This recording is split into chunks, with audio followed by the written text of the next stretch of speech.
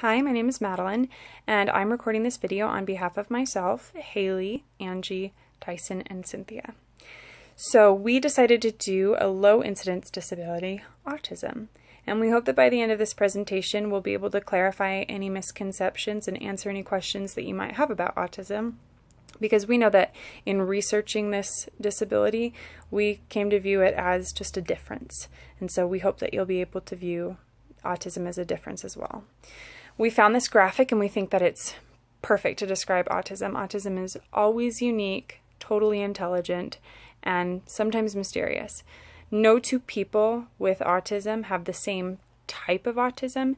Everybody falls at different levels of the spectrum and they deal with different things in varying ways.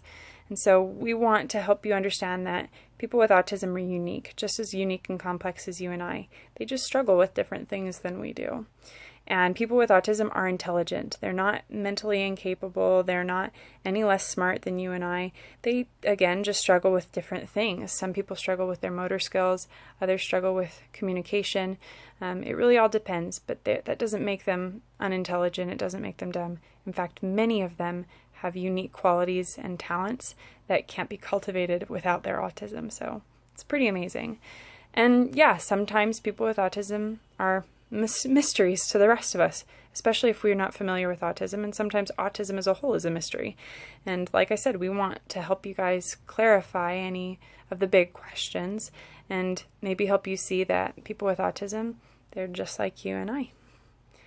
So here are some characteristics that we found about autism, which is also known as ASD, or autism spectrum disorder. And it's a complex developmental disease. It's not simple, and there's no one type, like we said earlier. It's usually developed in early childhood or infancy, right around the time that the children start communicating, and it affects a person's ability to communicate and to interact with others. It's described and defined as a certain set of behaviors and is a spectrum condition. Like we said earlier, it's on a spectrum. There's no two types of autism that are exactly the same. And it affects different individuals to varying degrees. There's no single known cause of autism, but there is increased awareness in our generation, thankfully. There was a time when people with autism were treated as invalids, and I'm actually going to share a story with you later on in this presentation about a personal experience in my own family with autism and integration into a normal social setting. Some of the behaviors associated with autism are delayed learning of language, difficulty making eye contact or holding conversation, difficulty with executive functioning, which relates to reasoning and planning, narrow, intense interests, which that's what I was talking about earlier, that they can do things that some of us can't do because they're so focused in their interests, poor motor skills, and sensory sensitivities, such as sensitivity to loud noises or bright lights. A person on the spectrum might follow many of these behaviors or just a few. It really all depends. And the degree of following will differ for every person. So this is the spectrum that we've been talking about.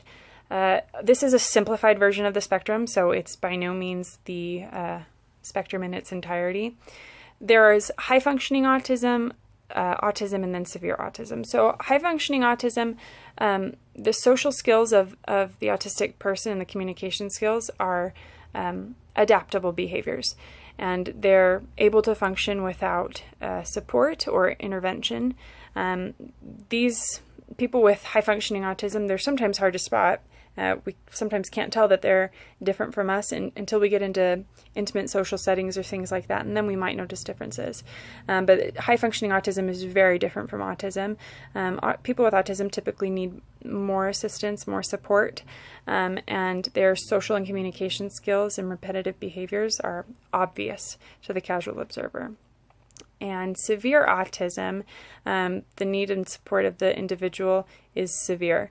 They're not going to be able to function the way that other members with autism on the autistic spectrum function, and their behaviors severely impair their daily life. So this, like we said, this is a simplified version of the spectrum. People might fall anywhere on that little rainbow, and everyone might fall onto different parts of the rainbow for different things. So there's kind of an endless combination of what type of autism you have. So these are just some facts about autism that we found fascinating. So autism affects 1 in every 68 children and 1 in every 42 boys, which disproportionately affects boys to girls. And then autism prevalence and figures are growing, and it's one of the fastest developing disorders in the United States. And we have really no idea what causes autism, so there's no way for us to pinpoint why it's growing faster now. It's possible that it's just being recorded more because people are aware of it and recognize it more. Autism costs a family about $60,000 a year, so it's not an easy thing to deal with if you have someone in your family with autism. Sometimes it does cost money and a lot of time and patience. And like we said, boys are nearly 5 times more likely to have autism than girls. And there is no medical detection or cure for autism. There's no way to know when a child's going to develop autism, and there's no way to cure it.